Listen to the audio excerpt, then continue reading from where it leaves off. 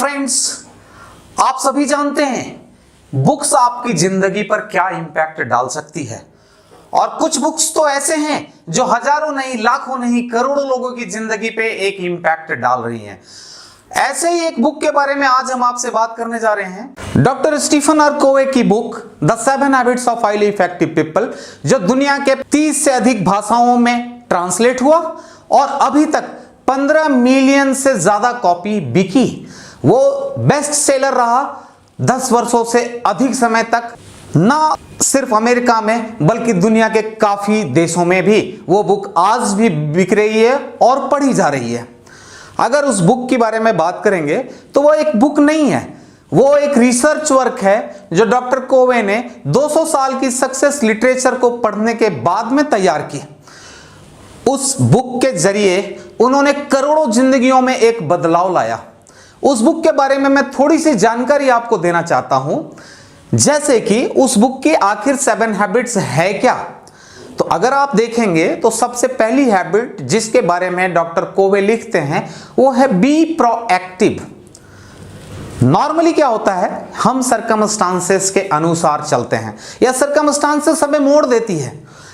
हमारी जो रिएक्शन होती है, हम किसी भी सर्कमस्टांसेस के प्रति रिएक्ट करते हैं, जबकि डॉक्टर कोवे एग्जैक्टली ऑपोजिट बात करते हैं। डॉक्टर कोवे कहते हैं आपको रिएक्टिव नहीं होना चाहिए बल्कि आपको प्रोएक्टिव होनी चाहिए। प्रोएक्टिविटी एक ऐसी शब्द है जो शब्द यह बताती है कि आप एक्टिविटी से भी आगे बढ़ के बातें कर रहे हो।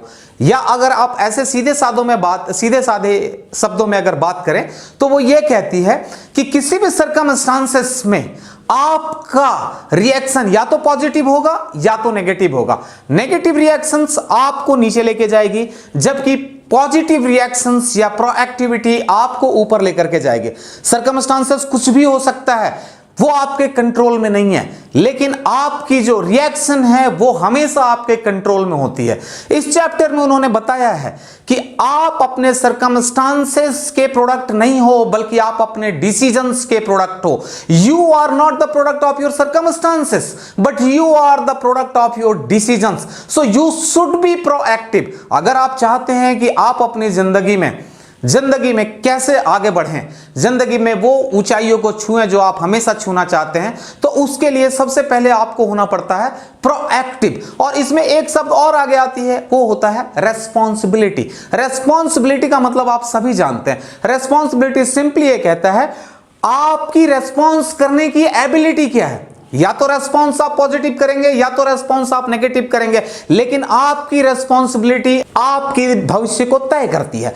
अगर आप ऐसे बात करते हैं कि आप अगर रेस्पॉन्सिबिलिटी, काफी लोगों से आपने बातचीत करते हुए ये सुना होगा इसके लिए मैं रेस्पॉन्सिबल नहीं हूं।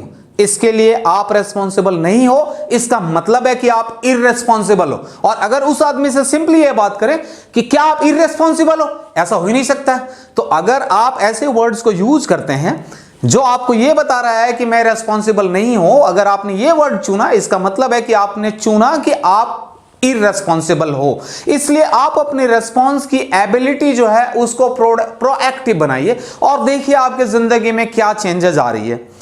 दूसरा जो सब्जेक्ट है, दूसरा जो चैप्टर है डॉक्टर स्टीफन आर कोवे का, उस बुक में उन्होंने कहा है begin with the and in the mind. इसका मतलब है आप अंत से शुरुआत करें। जैसे कि अगर आप देखेंगे कि आपको एक घर बनाना है या आपको एक बिल्डिंग बनानी है, उस बिल्डिंग के लिए आप क्या करते हैं, उस बिल्डिंग के लिए आप एक आर्किटेक्ट के पास में जाते हैं।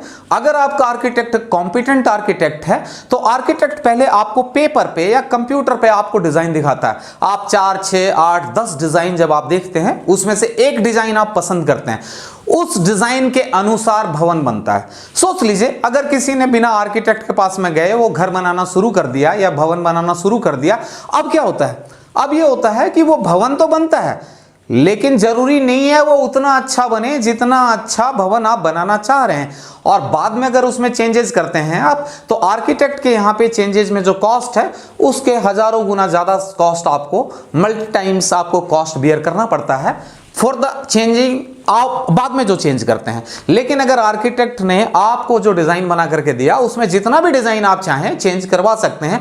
तो दूसरा chapter begin with the and in the mind यही बात करता है कि आप कुछ भी करने जा रहे हैं, कोई भी काम करने के लिए जा रहे हैं, किसी भी सर्कमस्टांसेस में जा रहे हैं, आप अंत को सोचिए कि आपका उठाया गया एक कदम अंत में कहां जा रहा है। अगर आप उसको अंत में अगर कहीं नहीं जा रहा है, सपोज अगर आपको यहां से लंदन जाना है तो एक पर्टिकुलर डिग्री पे फ्लाइट उड़ेगी जयपुर से और लंदन जाएगी। लेकिन अगर एक डिग्री भी अगर फ्लाइट डेविएट हुई तो लंदन के बजाय पेरिस में जाके लैंड करेगी। सोचिए यहां पे एक डिग्री का जो गैप है रिजल्ट में आपको हजारों किलोमीटर का गैप तक, हजारों किलोमीटर की दूरी तय कर देते, बढ़ा देती है, दूरी को बढ़ा देती है। तो दूसरा चैप्टर जो है वो कहता है begin with the and in mind. तीसरा चैप्टर तो डॉक्टर स्टीफन आर कोवे तीसरे चैप्टर में कहते हैं, वो कहते हैं first thing first. First thing first, first thing first का सिंपल मतलब होता है सबसे पहला काम सबसे पहले करें।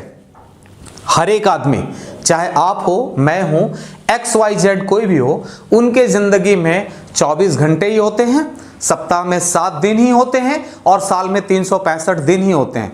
दुनिया की सारी दौलत मिलकर के भी आप अपना कल नहीं खरीद सकते हैं। बट अगर आप उसको प्रायोरिटाइज करते हैं, आपने कभी कुछ सुना होगा कि भाई time management, time management, time management, time management. Doctor Covey ने सबसे पहले जो 19वीं सेंचुरी की टाइम मैनेजमेंट की जो प्रिंसिपल थी उसको खंडित किया।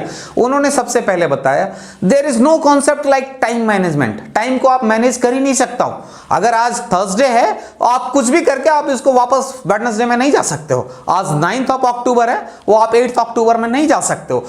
तो टाइम मैनेजमेंट एक हॉक्स है जो आपको जीवन में कभी भी डिजायर्ड रिजल्ट नहीं देती है। डॉक्टर कोवे टाइम मैनेजमेंट के बदले कहते हैं सेल्फ मैनेजमेंट। टाइम मैनेजमेंट दुनिया में कोई भी नहीं कर पाया है। आपको टाइम के अनुसार सेल्फ को मैनेज करना पड़ता है और वो टाइम मैनेजमेंट नहीं है, सेल्फ मैनेजमेंट है। तो तीसरे चैप्टर में डॉक्टर कोवे सेल्फ मैनेजमेंट के ऊपर में बातें करते हैं और सेल्फ मैनेजमेंट में वो कहते हैं चीजों को आप प्रायोरिटाइज करो, चीजों को आप प्राथमिकताओं में लाओ। अगर चीजों को आप प्राथमिकताओं में नहीं लेके आ पाओगे तो आपकी जिंदगी में बड़ी उथल पुथल होगी और आप हमेशा टाइम से रिलेटेड जो है टाइम की कमी हमेशा ही आपके अंदर में आएंगी। अब इस टाइम को आप मैनेज तो कर नहीं सकते हो, अपने आप को मैनेज करना सीखो। जैसे कि अगर सिंपल है कि अगर मॉर्निंग में आप 1 घंटा पहले उठ जाते हैं तो आपको साल में 365 एक्स्ट्रा घंटे मिलते हैं काम करने के लिए। टाइम उतना ही है लेकिन आपकी वर्किंग टाइम बढ़ गई सिर्फ आपकी मैनेजमेंट, आपकी सेल्फ मैनेजमेंट की एक स्टेप से। अगर आपने ये डिसाइड कर लिया कि अगर आप कचरे साहित्य को पढ़ने के बदला या आप एक कचरे मूवी को देखने के लिए जाते हो, उसमें जो समय लगाते हो उसको अगर आप प्रोडक्टिव काम में लगाते हो तो आप देखोगे कि आप अपने कंपटीशन से मीलों आगे हो। अब डॉक्टर स्टीफन आर कोवे की बुक की जो पहला 3 चैप्टर्स था जिसको मैंने आपको डिस्कस किया, ये प्राइवेट विक्ट्री के ऊपर में है। हमने भी हिंदू, अगर आप इंडियन फिलॉसफी में भी देखेंगे तो ये कहता है कि पहले प्राइवेट विक्ट्री होती है। अगर आपने अपने को जीत लिया, 100 को जीत लिया, तो लोगों को जीतना ज्यादा मुश्किल नहीं होता। तो ये पहला 3 चैप्टर जो है वो प्राइवेट विक्ट्री के ऊपर है। दूसरा 3 चैप्टर है वो पब्लिक विक्ट्री के ऊपर है। प्राइवेट विक्ट्री फ्रेंड्स, उसकी अपनी एक लिमिटेशन है क्योंकि प्राइवेट विक्ट्री आपको जिंदगी में पर्सनल लेवल पे ऑर्गेनाइज होने में मदद करती है। लेकिन क्या होता है, जैसे जैसे आप अपने लाइफ में ग्रो करते रहते हैं तब आप देखते हैं कि आपकी डीलिंग्स सिर्फ आपके घर और परिवार वालों या दोस्तों तक सीमित नहीं रहती है। उसके बाद आपकी डीलिंग्स जो होती है वो घर परिवार से बाहर लोगों के साथ में, आप एक ऑर्गेनाइजेशन का हिस्सा होते हैं और ऑर्गेनाइजेशन में 10 से लेकर के 1 लाख लोग तक भी हो सकते हैं। आप एक समाज का हिस्सा होते हैं और उस समाज में लाखों लोग रहते हैं। आप एक देश का हिस्सा होते हैं जिस देश में करोड़ों लोग रहते हैं। तो आपको पब्लिक विक्ट्री भी होनी जरूरी है। और जब आप पब्लिक विक्ट्री के ऊपर में जब आगे बढ़ेंगे तब डॉक्टर स्टीफन आर कोवे ने अपने 4th चैप्टर में मेंशन किया है, वो है विन विन। विन विन का सिंपल मीनिंग है हम दोनों ही जीते। जिंदगी दोस्तों एक फुटबॉल का या क्रिकेट का मैच नहीं है कि आपको जीतने के लिए मेरा हारना जरूरी है या मुझे जीतने के लिए आपका हारना जरूरी है, ऐसा कुछ नहीं है। जिंदगी में हम हमेशा एक विन विन रिलेशनशिप में रह सकते हैं। जिंदगी में आपके पास में, अगर आप बिजनेसमैन हैं तो आपके पास में बायर होंगे, आपके पास में सेलर होंगे, आपके पास में सर्विस प्रोवाइडर होंगे। अगर आप एम्प्लॉय हैं तो आपका बॉस होगा, आपका सबऑर्डिनेट होगा, आपके ऑफिस में चाय पिलाने वाला भी एक बंदा होगा। तो आप, स्टीफन आर कोवे का कहना है कि आप एक समाज में हैं, एक ऑर्गेनाइजेशन में है, तो आपको विन विन पे बातें करनी पड़ेगी और विन विन सोचना पड़ेगा। विन विन सोचने का सिंपल सा मीनिंग होती है कि जब आप एक सेल्फलेस होकर के समाज को कुछ देने की सोचते हो, कुछ देने की बातें करते हो, कुछ देने की कोशिश करते हो, तो नेचर भी आपको लौटाता है। ऐसा नहीं है कि आप सिर्फ दे ही रहे होते हो, लेकिन जिस समय लोगों को यह महसूस होने लगता है कि ऑर्गेनाइजेशन में आप एक्सेस दे रहे हो, ऐसा है कि आपको सैलरी XYZ कुछ भी मिल रही हो, लेकिन अगर आप ये देखते हो कि ऑर्गेनाइजेशन आपकी खुद की ऑर्गेनाइजेशन है और इस ऑर्गेनाइजेशन आपको सैलरी दे रही है और आपके अंदर में ये फीलिंग आती है कि मैं ऑर्गेनाइजेशन को जितनी मुझे सैलरी मिलती है या जितनी रेम्यूनरेशन कंपनसेशन मुझे मिलता है, इससे ज्यादा मैं पे करूं, इसका एक स्पाइरल इफेक्ट होता है। जब आप ज्यादा पे करने की कोशिश करते हो ऑर्गेनाइजेशन को, आप पे कैश में तो करोगे नहीं, आप ज्यादा से ज्यादा बिजनेस लाने की कोशिश करोगे, आप ज्यादा से ज्यादा काम करने की कोशिश करोगे, और जैसे जैसे ऑर्गेनाइजेशन में आप ज्यादा से ज्यादा काम करते जाओगे, हर एक ऑर्गेनाइजेशन को अच्छे लोगों की जरूरत है दोस्तों। कोई ऐसा ऑर्गेनाइजेशन नहीं है जो चाहता नहीं हो कि उनके पास में अच्छे लोग रहें। और आज वो जमाना लद गया जब ऑर्गेनाइजेशन सिर्फ अपना लाभ देखती थी। अब ऑर्गेनाइजेशन हमेशा ये बिलीव करती है कि वर्क एंड ग्रो टुगेदर। तो जैसे आप ऑर्गेनाइजेशन में ज्यादा काम करते हो, ऑर्गेनाइजेशन को ज्यादा देने की कोशिश करते हो, ऑर्गेनाइजेशन भी आपको ज्यादा से ज्यादा अपॉर्चुनिटी देती है, रेम्यूनरेशन देती है, कंपनसेशन देती है, बेनिफिट्स देती है और एक ग्रोथ अपॉर्चुनिटी देती है। आज की डेट में मैक्सिमम ऑर्गेनाइजेशंस में आप देखेंगे तो ह्यूमन रिसोर्सेज मैनेजमेंट की एक सेपरेट डिवीजन बनाई गई है। वो इसलिए बनाई गई है कि वो वॉच कर सके कि आप ऑर्गेनाइजेशन को दे क्या रहे हो। इसका उल्टा भी होता है। काफी लोग ये सोचते हैं, अरे मेरी पगार तो मिल रही है, फॉरगेट एवरीथिंग एल्स, मुझे ज्यादा काम करने की जरूरत क्या है। वो भी चेक हो रहा होता है। और कुछ लोग ऐसा सोचते हैं कि मैं इस ऑर्गेनाइजेशन में आया हूं और let me become the asset of the organisation. तो उस सर्कमस्टांसेस में क्या होता है कि ऑर्गेनाइजेशन भी उसके बारे में सोचती है। तो ये चौथा जो सब्जेक्ट है, चौथा जो टॉपिक डॉक्टर कोवे ने लिखा है, वो विन विन। आप समाज में अपने बायर के साथ में, अपने सप्लायर के साथ में, अपने ऑर्गेनाइजेशन में, इनफैक्ट अपनी वाइफ, अपने रिलेटिव्स के बीच में भी ये एक विन विन रिलेशनशिप का कल्चर डेवलप करने की कोशिश करते हैं। आप विश्वास कीजिए, सिर्फ 3 महीने में आप बहुत पॉपुलर हो जाएंगे अपनी समाज में। बड़ी छोटी सी एग्जांपल आपको देता हूं। अगर आप अपने एक फ्रेंड के घर में गए हैं, फ्रेंड का एक छोटा बच्चा है, आप सिर्फ 5 रुपए का एक कैडबरी का चॉकलेट लेकर के जाइए, देखिए वो बच्चा आपके लिए क्या फील करता है। ऐसा नहीं है कि आप 5 रुपए अफोर्ड नहीं कर सकते हैं, बट ये एक विन विन सिचुएशन है। आपने एक बुक खरीदा, आपने एक बुक को पढ़ा, आप अपने फ्रेंड्स को दीजिए पढ़ने के लिए, इंकरेज कीजिए कि ये बुक आप पढ़िए। अब देखिए वो फ्रेंड भी नेक्स्ट टाइम आपके लिए कुछ अच्छा सोचेगा। चौथी चैप्टर आपके पास में जो है वो यहां पे समाप्त होती है विन विन के ऊपर में। आप एक मेंटल एटीट्यूड है कि आप विन विन सोचते हैं, विन विन इंप्लीमेंट करते हैं, और विन विन जैसे जैसे आप इंप्लीमेंट करेंगे वैसे वैसे आपकी लाइफ में ड्रामेटिक चेंज आती जाएगी। 5वां जो सब्जेक्ट है, डॉक्टर स्टीफन आर कोवे ने 5वीं टॉपिक पे जो बात करी है वो है सिनर्जी। मैं अगर आपसे पूछूं 2 + 2 कितना होता है, मैक्सिमम लोग कहेंगे 4 होता है, लेकिन 2 + 2 4 नहीं होता। 2 + 2 5 भी हो सकता है, 2 + 2 20 भी हो सकता है। डिपेंड करता है कि ये 2 और 2 कौन लोग हैं। आपको ध्यान में होगा, जब आप एक सिनर्जी क्रिएट करते हो फैमिली में, ऑर्गेनाइजेशन में, सोसाइटी में, आप उसके रिजल्ट जो है सर वो 2 + 2 नहीं होती है। अगर आपको मैं ये बात करूं, जीव कम्युनिटी की पॉपुलेशन कितनी है पूरी दुनिया में? 70 लाख। टोटल नोबेल प्राइज कितने मिले हैं उन्हें?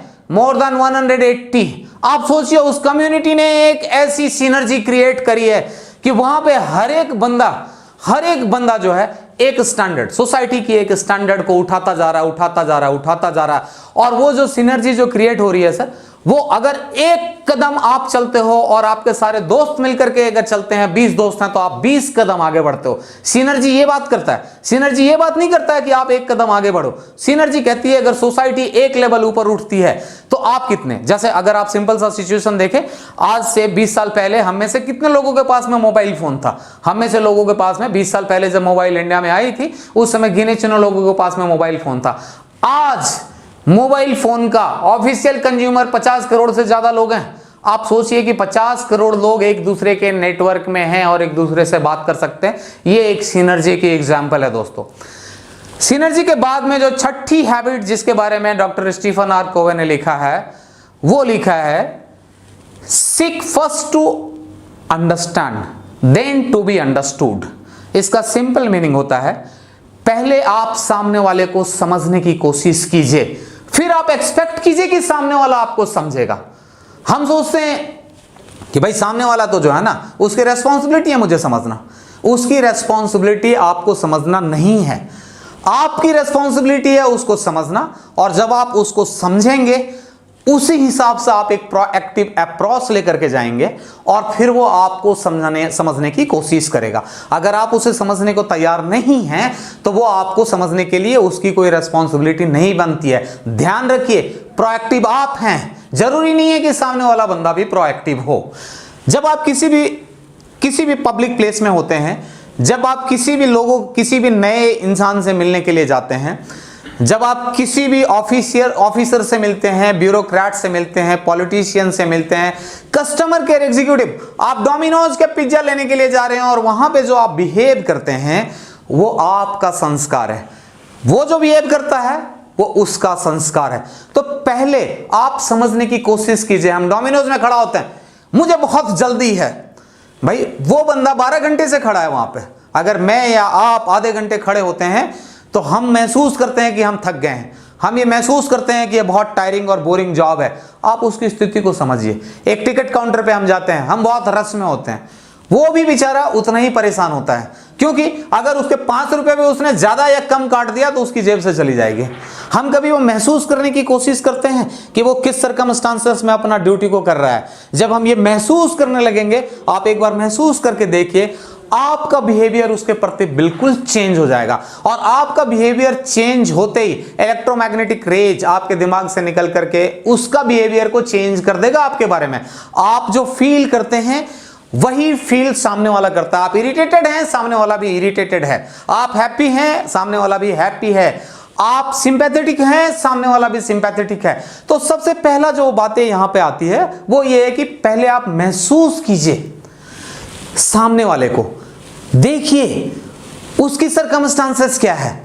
आप अगर ऐसा 20 सेकंड भी सोच पाते हैं सामने वाले के बारे में तो आप देखेंगे कि आपकी जो रिएक्शन है वो बिल्कुल ही चेंज हो चुका है, वो पॉजिटिव हो चुका है उसके बारे में, और रिजल्ट भी वैसे इक्वल आएगा। वो न्यूटन की 3rd लॉ थी, every action has equal and opposite reaction, यहां भी इंप्लीमेंट होता है। आप प्यार से बात कीजिए सामने वाले से, देखिए वो भी बहुत अच्छा से स्माइल देकर के आपसे बात करेगा। फाइनल लेसन है जो डॉक्टर स्टीफन आर कोवे ने कहा है, और इनफैक्ट मैं उसमें यह भी कहना चाहूंगा मोस्ट इंपॉर्टेंट लेसन जो हर एक की जिंदगी में, अगर इस बुक की जिस्ट की बात करें तो वो भी यही है।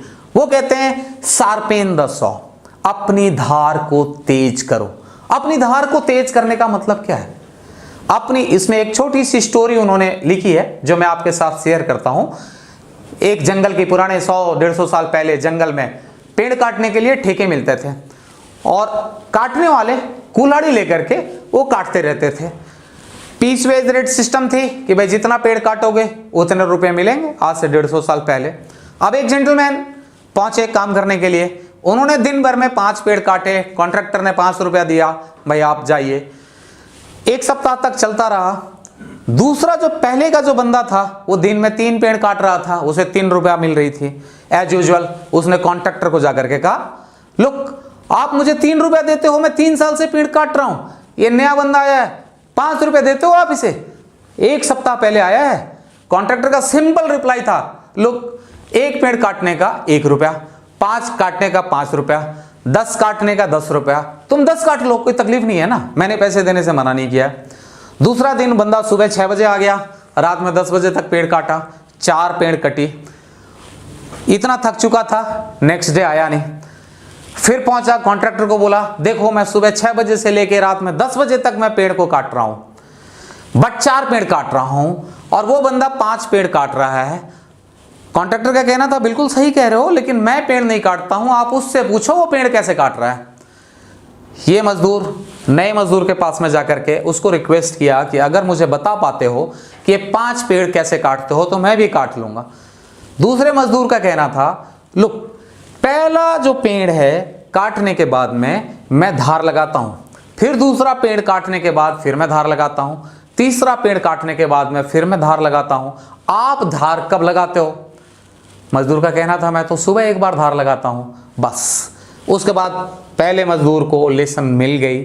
हमारी जिंदगी में भी यही होती है, हम स्कूल में पढ़ते हैं, सीखते हैं, कॉलेज जाते हैं, पढ़ते हैं, सीखते हैं, जॉब में जाते हैं, वहां पे हम कुछ सीखते हैं, पहला साल सीखते हैं, दूसरा साल सीखते हैं, उसके बाद क्या होता है, हम अपने कुल्हाड़ी को धार लगाना बंद कर देते हैं। फिर हम क्या पढ़ते हैं, अखबार, कुछ मैगजीन, लेकिन हम अपने को अपग्रेड करने के लिए कुछ पढ़ते हैं क्या?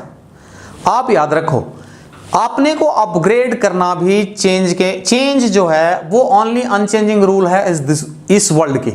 तो अगर आप अपने को अपग्रेड नहीं कर पाते हो तो आप समाप्त हो जाओगे। नेक्स्ट जनरेशन हमसे स्मार्टर है, हमसे फास्टर है और हमसे प्रोएक्टिव भी है। वो जनरेशन हमें रिप्लेस कर देगी। जॉब में, प्राइवेट कंपनियों में सिंपल सी कहानी होती है, अगर आप परफॉर्म करते हो fantastic, you are the asset for the organisation, organisation will do each and everything for you. But अगर आप परफॉर्म नहीं करते हो, you are the liability of the organisation, gates are open, please exist. Simple सा rule है। तो आप इस कॉम्पिटिटिव वर्ल्ड में सर्वाइव कैसे कर सकते हो? इस कॉम्पिटिटिव वर्ल्ड में सर्वाइव करने के लिए मोस्ट इंपॉर्टेंट रूल जो डॉक्टर स्टीफन आर कोवे कहते हैं वो है शार्पेन द सॉ। हम, आप, XYZ जो भी है, अपने फील्ड से रिलेटेड जितने भी बुक्स को पढ़ सकते हैं, जितनी भी नॉलेज को गेन कर सकते हैं, जितने नए स्किल्स को सीख सकते हैं, हमें हमारी कॉम्पिटिटिवनेस उतना ज्यादा बढ़ेगी, हमारे अंदर की धार उतनी तेज होगी और जिंदगी में हम उतना आगे बढ़ सकते हैं। तो फ्रेंड्स, ये था डॉक्टर स्टीफन आर कोवे का 7 habits of highly effective people का जेस्ट। फ्रेंड्स, अगली बार आपसे फिर मिलेंगे एक नई बुक के बारे में, और अगर आपके दिमाग में कोई पर्टिकुलर बुक के बारे में कुछ जानना चाहते हैं तो भी कमेंट बॉक्स में लिखिए, हम कोशिश करेंगे उसके बारे में जानकारी आपको उपलब्ध कराएं। Thank you for watching.